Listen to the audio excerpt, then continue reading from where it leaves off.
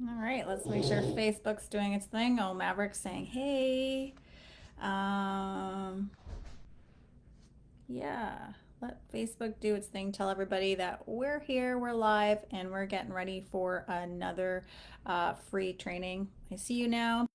So, what I always like doing at the top of each of the trainings. So, what I always like doing Here we go.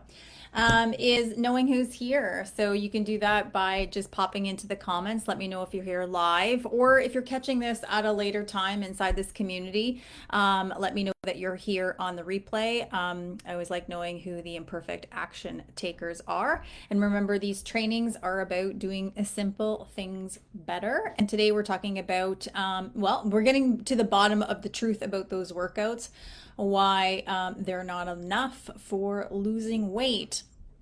So let's dive in. So essentially, today's training is answering the question, is that workout you do daily or every week enough to lose weight? That's kind of what we're looking at. And let's explore this from a couple of different viewpoints. But we're going to stick to the focus solely being about weight loss and maintaining your weight loss. We know that moving your body and working out or lifting weights have all kinds of really great and positive health benefits. So this training is more so for the woman that is, consistent in the gym, even maybe at her home workouts, cardio or weightlifting, but isn't really getting the results she wants or like she used to from those workouts.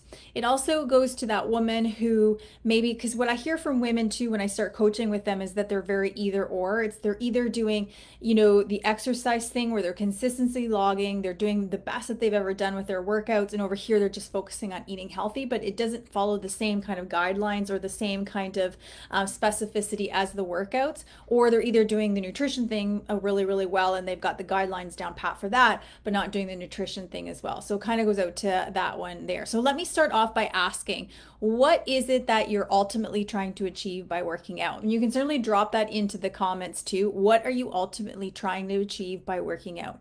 So if you've been following me for a while, you know that I like to practice the 5 whys exercise. So so the 5 whys is kind of like you have an onion, right? And you're trying to peel back the onion to get to the root of what it is that you're trying to really achieve. So, you could say it's losing weight, but I want you to go 4 other layers deep. Like, what do you ultimately get as a result of working out and losing weight?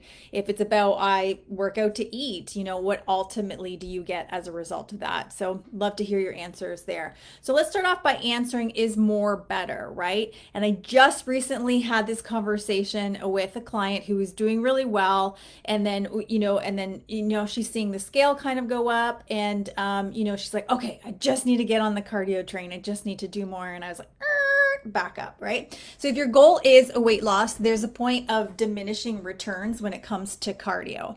So too much in our physiology starts compensating in other forms. So usually what'll happen is you have increased hunger, increased cravings. Maybe your energy feels a little bit more unstable, so you can wake up in the morning and feel like more like, I just need to sleep in a little bit more. Or maybe in the afternoon you feel that crash, or at the end of the day you're just like, I'm just pooped, I just can't do more, right?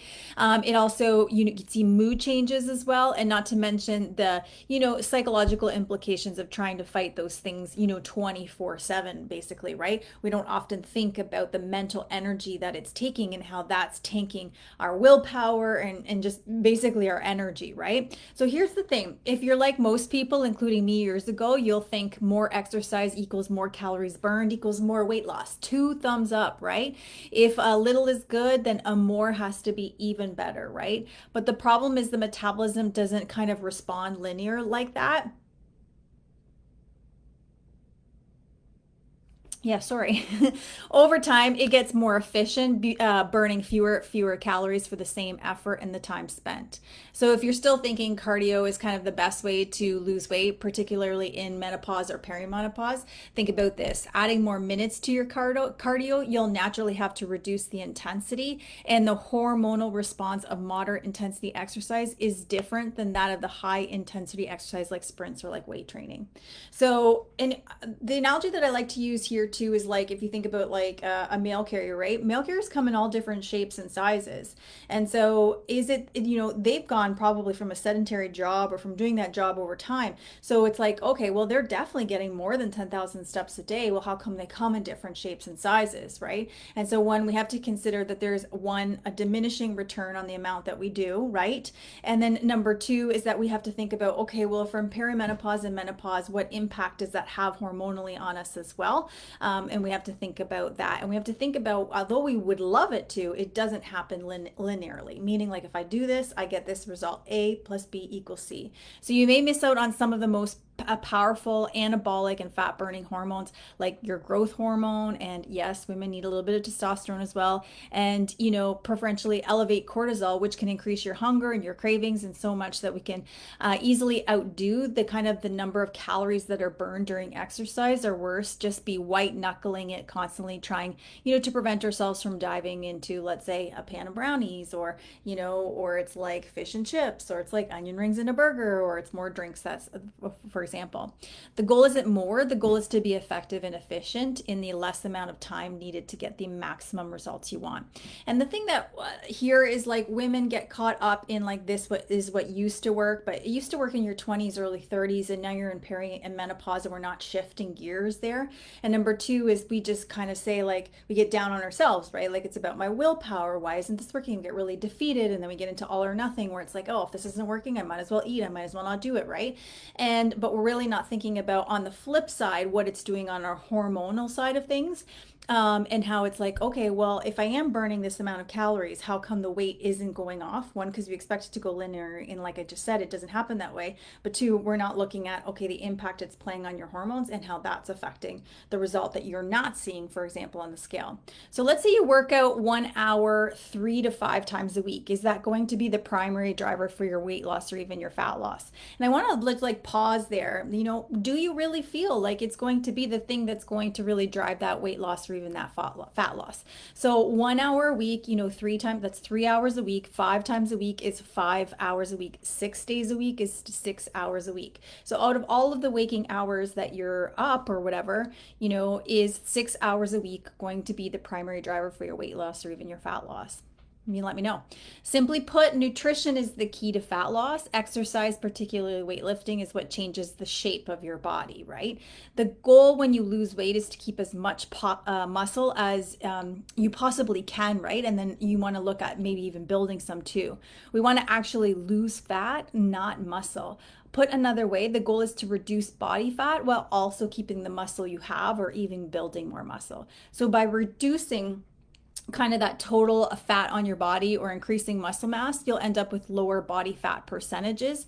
It's just a simple ratio of fat to everything else. And lower body fat percentages are where you get that kind of like toned, fit, and strong physique that you maybe want, or the way you want to look, right? So to lose fat, you need to consume fewer calories than you burn each day, and exercise regularly will help with that, right? So if you understand fat loss or weight loss, you understand you do need a calorie deficit, and working out will certainly help you put you into that calorie deficit, but it's not as big of a deficit if you're just working out. And I don't want to diminish it just because we all benefit from working out. But if you're working out 3 to 5 times a week, that's 3 to 5 hours a week. Even if it's 6 hours a week, it's not enough to put you in a deficit. So we aren't saying no exercise. We're just saying it's more likely a fine motor control than it is like a gross motor control, meaning you're focusing on the 5%, expecting it to get you the 95% results that you want, but you're really missing the mark here. And that's why you feel like you're spinning your wheels. I hope that's making sense.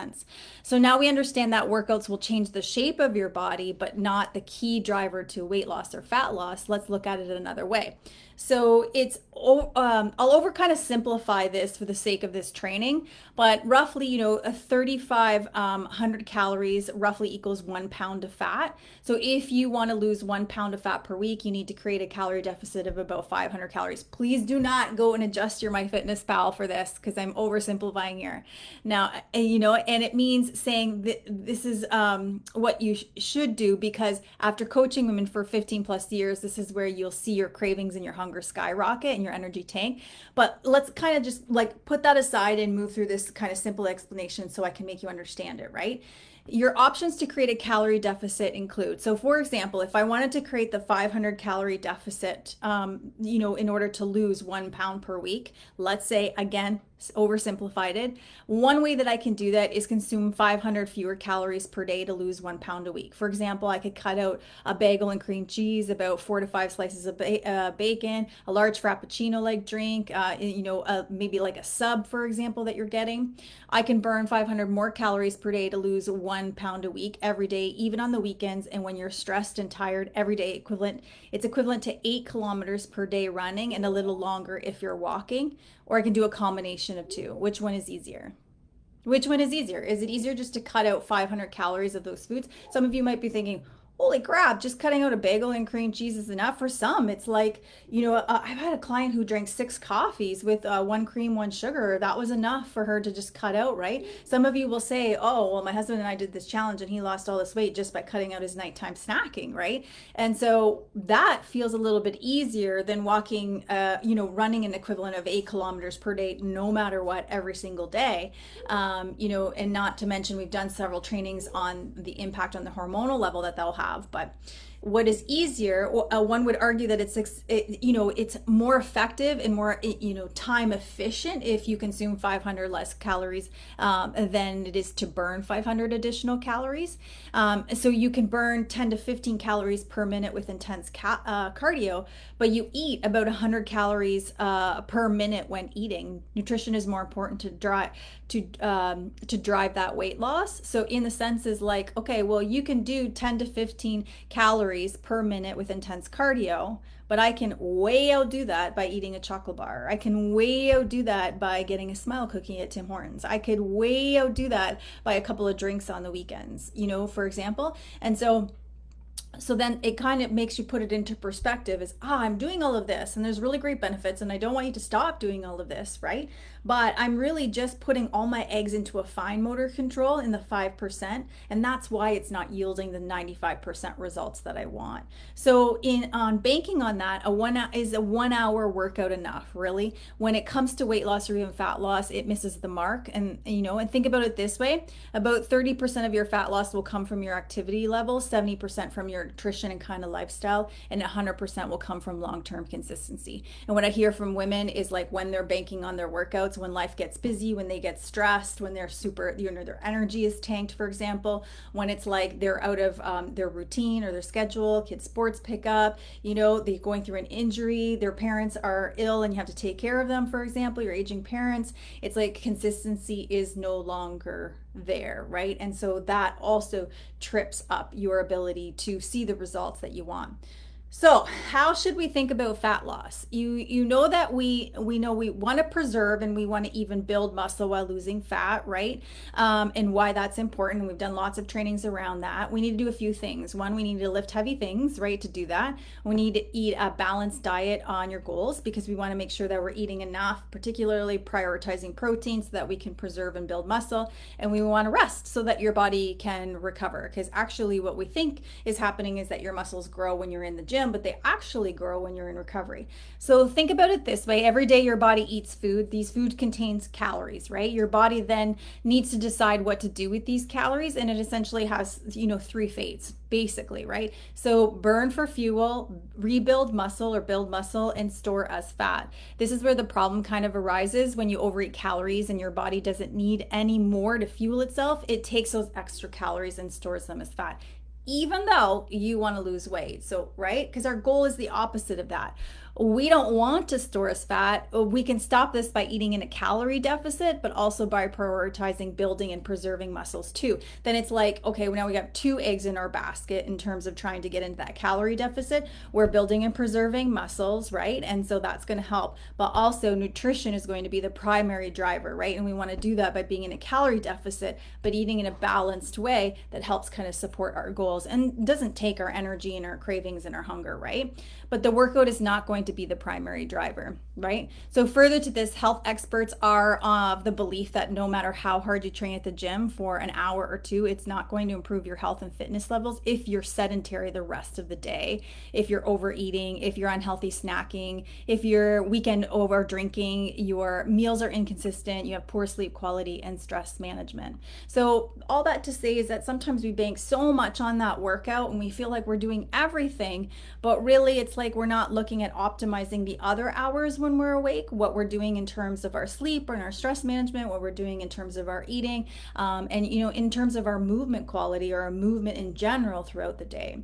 So the common mistake women make in their workouts, particularly if they want to lose fat and change the shape of their body, is this. So after coaching women for about 15 years, most women stay in their comfort zone when they're working out. Sure, they might get out of breath and they might sweat a lot and even have some, muscle soreness, let's say, the next day. But are those what we want to look for? Are they indicators, let's say, of a really good workout, right? Think about it, again, that mail carrier, if they walk 10,000 steps plus every single day, why aren't all mail carriers skinny, right, or fit? Because our body is good at adapting, and then the benefit is limited. Again, after, we're looking at it from a weight loss perspective. So most women, let's say they run, they don't challenge their speed or their distance. Likewise, when they walk, right? And most women with lifting weights don't think about challenging themselves in some way, like tempo or range of motion or reps or sets, for example. Doing the same workouts over and over or using the same amount of weights every time you strength train can lead to your body kind of plateauing, particularly in the gym as well. So what do I mean here? Essentially, we're talking about progressive overload. Let me break it down with an example. If the first month of strength training, you might perform 10 repetitions at one weight, then the next month you'd perform 12 reps of that exercise, or maybe you'd stick to 10 reps, but you'd increase the weight this time you're using. So why is this important? Well, our bodies change through signals from the environment. So when you first start lifting, it doesn't take much resistance to spark change. However, as you get stronger and your body gets used to lifting certain weights, your muscles and your nervous system require more stimulus to change. And that, because again, it's about preserving and building muscle while losing fat, right? So question for you, do you work out to lose fat and weight? Okay, do you work out to lose fat and weight, keep it off, but also build and preserve muscle? Or do you work out for the reasons like for punishment? So what I'm asking you is, okay, do you eat because A, I want to lose fat and I want to lose weight, right? Or B, I want to build muscle or preserve muscle? Or do you work out as a form of punishment? For example, I overate, I ate so much, so now I got to go and kind of go burn it off, for example. Or I did this bad thing, so let me be extra good today. Or I'll work out and burn X calories because I know later on I'm going to do this bad thing. So treating exercise as a form of self-punishment for being bad, essentially. So are you doing it for this, for health, for longevity, for building muscle, for losing weight? Or are you, and again, I asked you the 5 whys at the beginning of the training, or are you doing it as a form of punishment? And if you're doing it as a form of punishment, could this be the reason why it's not adding up for you? Because we already talked about how it's not linear, right? So the more you look at working out to get stronger and healthier versus a way to lose weight, you are more likely to stick with it. And that does require a little bit of a mindset shift too, right? So bottom line is exercise alone doesn't work, although it does help with enhancing, let's say, your aerobic and anaerobic fitness, 2 key factors in successful aging, preserving muscle mass, key factors in being independent as you age, reducing your disease risk, improving cognitive function, mood, enhancing the quality of your life. You'll also sleep better, you'll strengthen your immune system, there's less risk of injury, energy levels will go up, and reduce depression and anxiety, in particularly if it's weight training. So what you really need is exercise plus a sound nutrition program. Because again, exercise is your fine motor, nutrition is your gross motor. Well, think about it like a car. Your exercise is one of the passengers in your vehicle, because stress, and your stress and your lifestyle, like your mindset, for example, and sleep all play a factor. So they're all other partners in your vehicle as well, but nutrition is what's actually driving the car. So what now? Okay, so now that we kind of understand, I've been putting a lot of weight on my workouts to give me those results, and I'm thinking, all right, I really need to optimize these other things over here, and I really need to really focus on the 95% that will actually give me the 95% results versus, focusing on the fine motor.